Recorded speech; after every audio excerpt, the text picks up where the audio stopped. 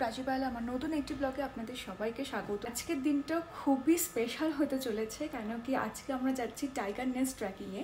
আমার ছোটোবেলা থেকে অনেক ইচ্ছে ছিল আমি সেই জায়গাটাতে যাব, সেখানে কি আছে জানবো, তাতে কালচার সম্বন্ধে জানবো। আর আমি ভীষণই এক্সাইটেড। তো এখন ভুটানের টাইমে বাজে হচ্ছে 6টার মতন। আমি রেডি হয়ে গেছি, অলমোস্ট সবাই রেডি। এখন আমরা যাব, আমাদের ব্রেকফাস্টটা আমরা প্যাকিং করে নিয়েছি, যেতে যেতে গাড়িতে ব্রেকফাস্টটা করে নেব। So let's go, I am super excited.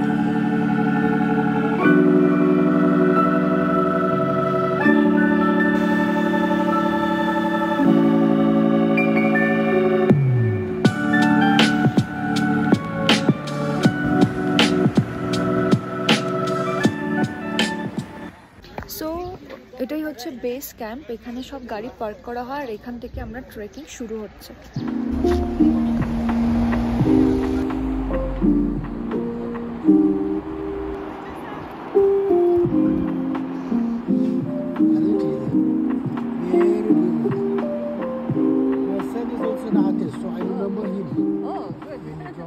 High, so আমাদের ট্রেকিং আমরা শুরু করলাম এখান থেকে। এখন ভুটানের টাইমে বাজে হচ্ছে 8টার মতো।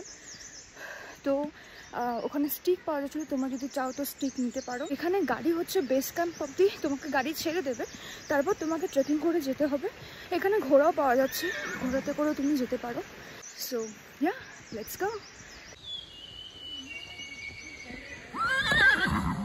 সো জায়গায় জায়গায় একটু বাদে বাদে বসার জায়গাও করা আছে, তোমরা যদি বসে রেস্ট নিতে চাও তো আরামসে রেস্ট নিতে পারো।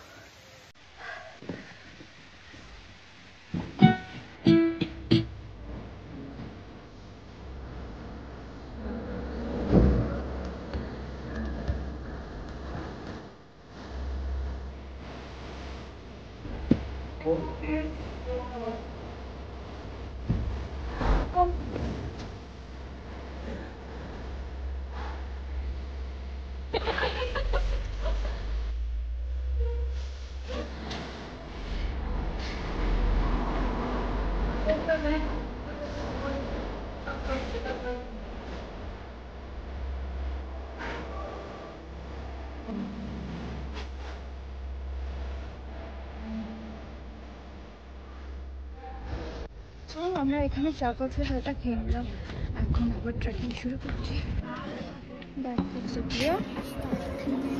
Start again.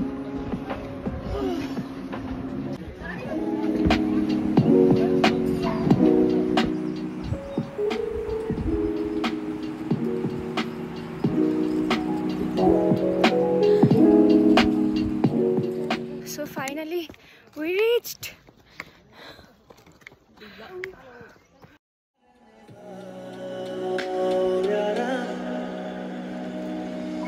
तेरी बेरुखी से है बड़ी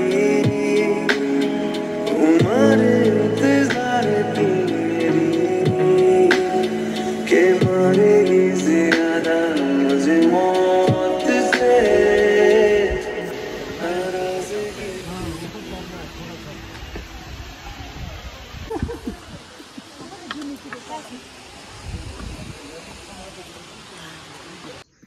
অলরাইট, সো আমি মনেস্ট্রি থেকে এখন জাস্ট বেরোলাম। অ্যামেজিং এক্সপিরিয়েন্স, এই এক্সপিরিয়েন্সটা দারুণ ছিল। তো এখন আমরা নিচে নামছি, আর ভেতরে যেহেতু ক্যামেরা অ্যালাউ ছিল না, তার জন্য তোমাদেরকে আমি কিছু দেখাতে পারলাম না।